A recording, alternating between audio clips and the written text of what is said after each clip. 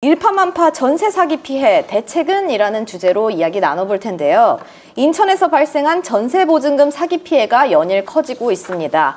벼랑 끝에 내몰린 피해자가 극단적인 선택을 하는 일도 2달 사이에 3번이나 발생을 했는데요. 실효성 있는 대책 마련이 시급하다는 목소리가 나오고 있습니다. 이원주 기자와 이 내용 중립기업 받고 살펴보도록 하겠습니다. 여러분들도 댓글로 의견 더해주세요. 일단 인천의 미추홀구 전세 사기 피해가 점점 커지고 있잖아요. 네. 뭐 피해자들이 건축왕이라고 불리는 남씨 일당 피해자인데요. 네. 남씨의 전세 사기로 벌써 청년 3명이 아까운 목숨을 잃었습니다. 네. 근데 이번 사건이 전세 사기라고 불리는 이유가 있나요?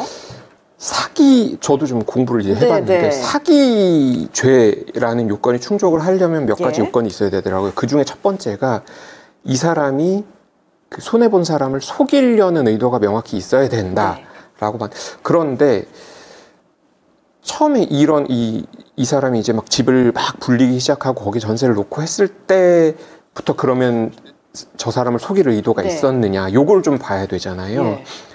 그런데 보면 그게 있지 않나라는 이제 좀 정황이 좀 보이는 거예요.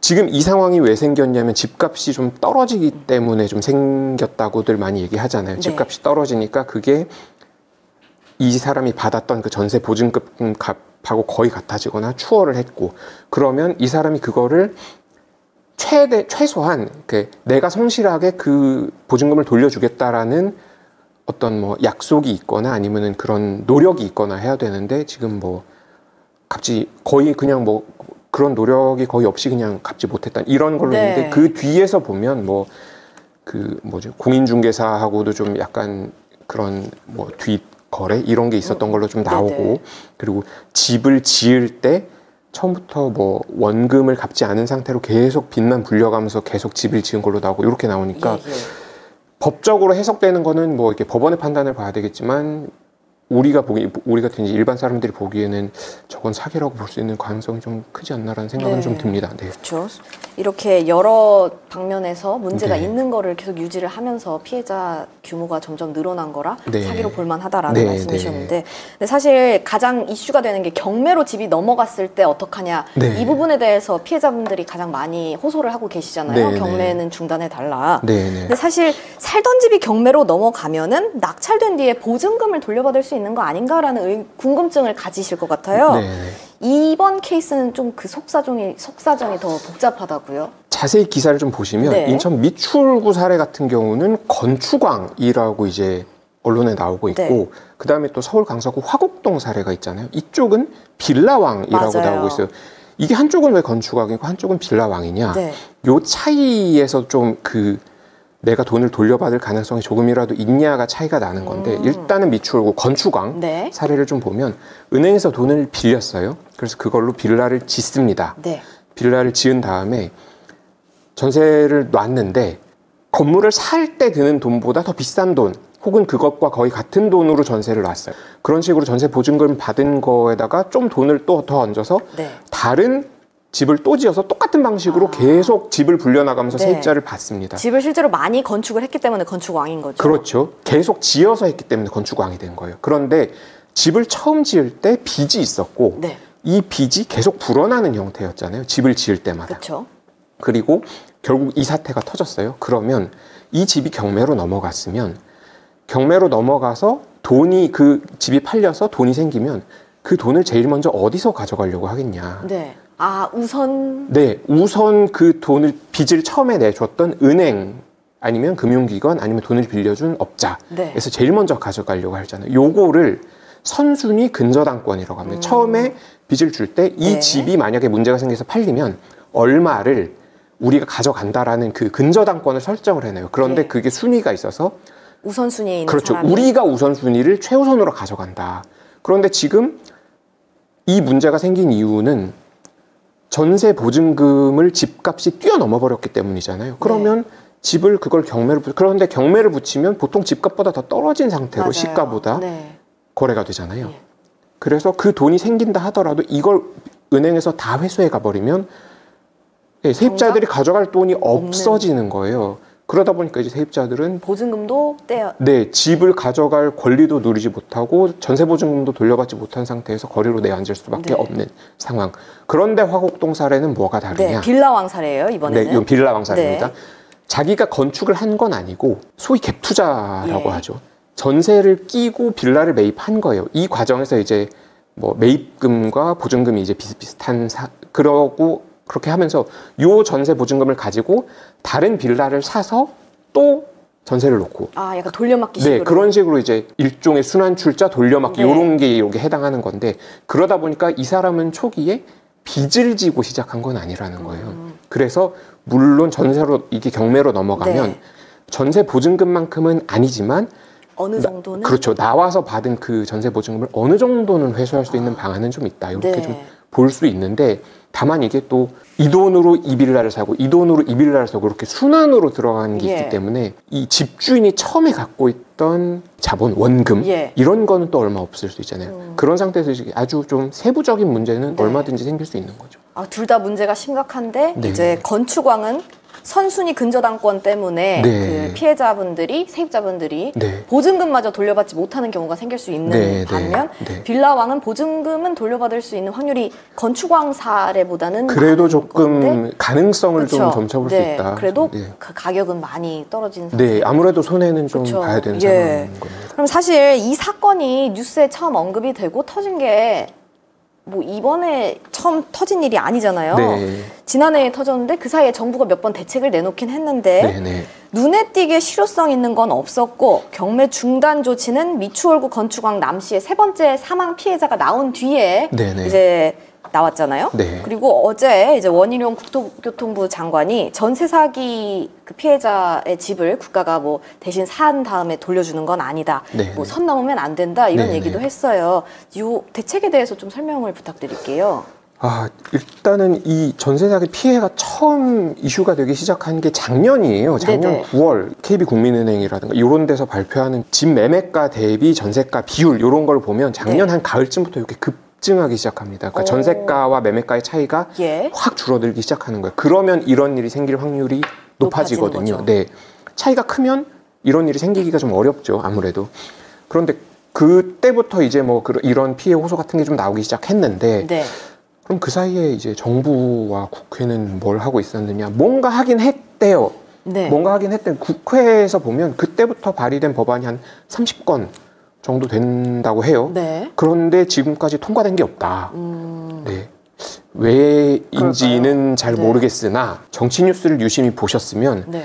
이 전세 사기 피해가 어떤 그 국회의 주요 이슈로 등장하기 시작한 거는 정말 얼마 안 됐잖아요. 피해자가 막 생기고 나서. 맞아요. 그 사이에 정치 이슈는 다른 거였고 국회에서는 아마 이게 좀 약간 이렇게 순위가 우선순위에서, 밀렸을 수 예. 있겠죠. 그러다가 이제 극단적인 선택을 하시는 분들이 계속 생기니까 그럼 국회 이렇게 하면 안 되겠구나. 그래서 부랴부랴 지금이라도 뭐 늦었지만 빨리 네. 좀 해야 될 것 같다는 생각은 좀 들어요. 그래서 원희룡 장관도 이제 뭐 간담회도 하고 네. 했는데 야당에서는 뭐 그렇게 주장하고 이제 인천시에서도 그런 걸 좀 주장을 했어요. 뭐 부채라도 좀 탕감을 해달라. 이 예. 빚을 져서 이분들도 전세를 냈을 거잖아요. 아무래도 돈이 뭐 여유가 있었으면 아파트에 전세를 얻었든가 집을 네. 샀든가 했을 그쵸. 건데 그게 아니었을 테니까.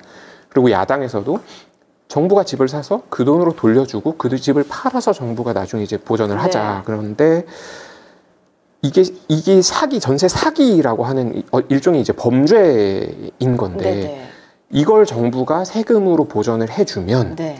나중에 뭐 사기라는 건 워낙에 많잖아요. 금융 그쵸. 사기도 있고 보이스피싱도 있고 예. 여러 가지가 있잖아요. 이런 좀 그런 피해자들도 다 네, 규모가 큰 사기가 발생할 때마다 정부가 보상을 해줘야 되는 거냐.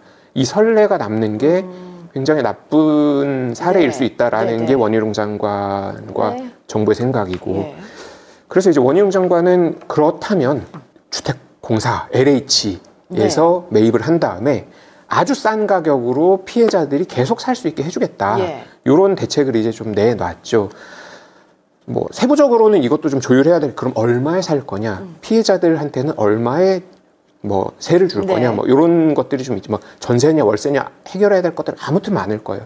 다만 일단은 이런 대책이 뭐 전문가들 중에는 그래도 실효성이 좀 있는 대책이 아니냐라고 보는 분들이 좀 계시는 모양이에요. 그래서 네. 그렇게라도 좀 빨리 시행이 돼서 이분들이 길거리에 낳는 일만 좀 없으면 좋겠다는 예. 생각이 좀 듭니다. 사실 그 피해자분들께서도 말씀을 하시는 게 경매를 먼저 중단을 해야 된다. 네, 그래야 당장 길거리에 낳는 일이 없어진다라는 거였잖아요. 네. 실제 경매 시장 반응이 어떤지도 좀 궁금해요. 그 본부에서도 다뤘는데 네. 낙찰자가 그 피해자분의 사정을 듣고 낙찰 포기하겠다라고 네. 했는데 그게 또 현실적으로 어려운 부분도 있었고 네. 뭐 경매가 중단이 실제로 됐나요? 실제로 된 경우가 있고 안 된 경우가 있다고 해요. 그러니까 네. 뭐 이렇게 법원 경매를 보면 뭐 줄었다, 오늘은 경매 없다, 뭐 이런 식으로 이제 그런 뭐 저희 기자들이 직접 네. 가서 취재한 경우도 있고 그쵸. 그렇게 뭐 관계 기관 같은 데서 이렇게 됐습니다라고 이제 알려주는 경우도 있고 네네. 하는데 문제는 이거를 강제할 수는 없다는 게 이제 문제입니다. 그러니까 아무튼 이거는 개인 아니면 뭐 이렇게 사적인 거래에서 발생한 거잖아요. 네네. 그래서 어느 한쪽에 피해가 발생했으면 그 피해를 내가 보지 않도록 하는 이런 조치 자체를 그거를 뭐 못하게 할 수는 없는 대통령이 이제 피해자들이 피해가 심각하니 좀 중단을 해라라고 얘기를 하면 이제 뭐 은행, 금융권 이런 데는 이제 여러 가지를 고려해서 네. 좀 기다리는 거죠. 그런데 이게 뭐 개인 간의 빚을 내줬을 수도 있고 예. 아니면 뭐 아주 영세한 뭐 이제 뭐 추심기관 아니면 뭐 이렇게 속칭 쉽게 말하면 사채 같은 걸로 이제 좀 네네네. 빚을 낼 수도 있잖아요. 이런 데는 뭐 집 몇 채 이렇게 내준 게 내가 회수를 못하는 상황이 되면 그냥 내가 큰일 날 수 있는 그렇죠. 상황이잖아요. 예. 그러면 이거를 뭐 정부나 이런 데서 하지 마라고 네. 강제할 수는 없다는 거죠. 거기다가 이 경매가 미뤄지면 지금 집값이 계속 떨어지는데 경매가 미뤄지면 나중에 그 집값이 얼마나 더 떨어진 채로 경매가 진행될지 그럼 내가 돌려받을 돈이 안 그래도 줄어 있는데 얼마나 줄어 있을지 예. 모르는 거잖아요.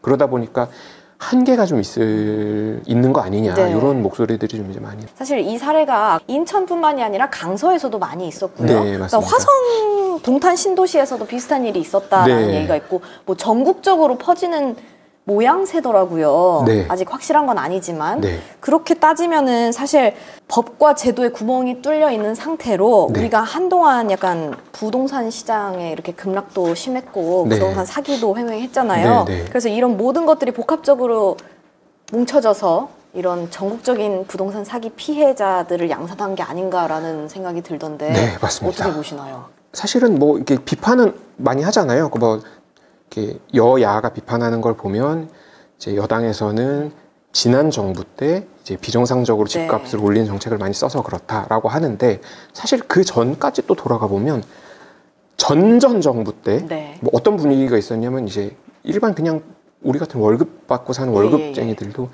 야 뭐 10억짜리 집을 1억만 있으면 전세 끼고 살 수 있대. 그쵸. 그래서 그때 그렇게 안 하면 좀 너 뒤떨어지는. 뭐하니? 뭐 맞아요. 이런 네. 느낌으로 좀 많이 있어서 사실 그때 뭐 저도 무주택자긴 하지만 상당히 불안했던 적이 있었고 그래서 집을 사야 되나 그래서 그때 그런 사태가 이제 지난 정부 때 패닉 바잉까지 이어졌고 그 패닉 바잉으로 집을 샀던 사람들이 지금 이제 갑자기 높아진 금리 뭐 이자 이런 것 때문에 힘들어하는 상황이고 그리고 이런 이제 집값은 계속 오른다, 우상향한다 이 말을 믿고 이렇게 집을 이렇게 벌려놨던 사람들이 불패 이런. 네, 예. 자기가 감당이 안 돼서 이렇게 뭐 본인이 의도를 했든 의도를 하지 않았든 어떤 다른 피해자를 양산할 수밖에 없는 구조까지 만들어진 거잖아요. 택시장이 어떻게 좀 이렇게 정상적으로 다시 좀 이렇게 안정을 찾아서 정말 필요한 사람들이 집을 사고 뭐 그렇게 갈 수 있는 그런 좀 이 정부와의 이 뭐라 그래 정치인들의 제도 뭐 법 마련이 제일 좀 필요할 것 같아요. 예.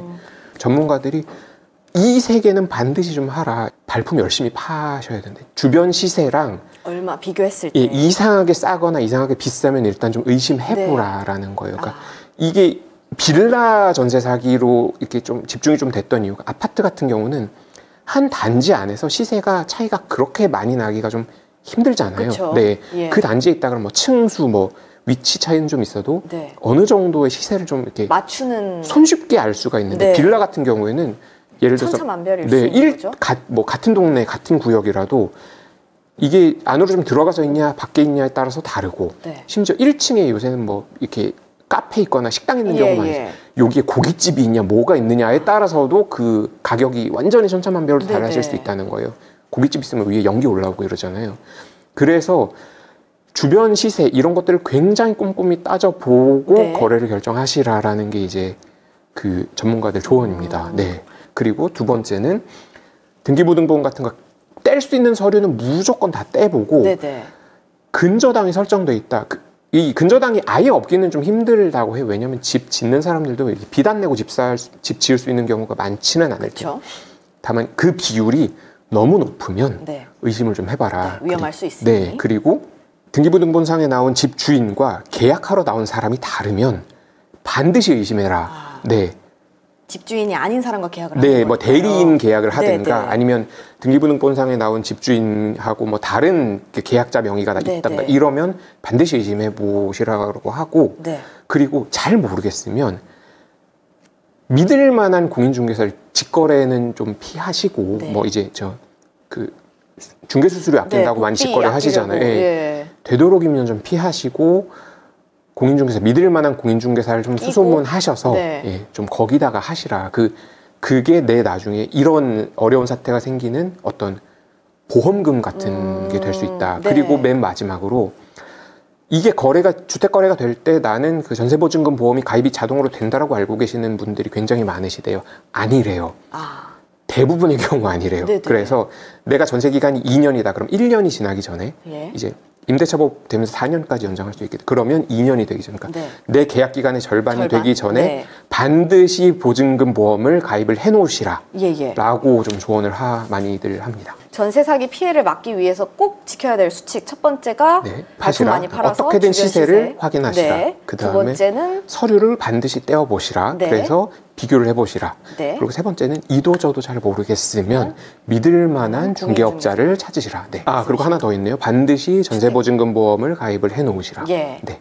전세 그 기간의 절반 전에. 전에. 네. 네. 대한변협이 국토부랑 같이 해가지고 이제 피해를 받으신 분들이 법률 상담을 받을 곳이 없잖아요. 네, 네. 그래서 무제한으로 무료로 법률 상담을 아, 제공한다고 네, 좋네요. 이제 네, 얘기를 네. 하더라고요. 그래서 피해 보신 분들은 이제 법률 상담 비싸니까 대한변협 이렇게 홈페이지 찾아보시고 네. 그 피해를 도움을 받을 수 있는 곳들을 네, 알아보면 네. 좋겠다는 네, 뭐 좋은 생각이 듭니다. 변호사분들 이제 뭐 좀 주시기 시작했으니까 뭐 공익 변호 이런 것도 좀 네. 참여가 되면 좋을 것 같다는 생각도 들고 네. 그렇습니다. 네.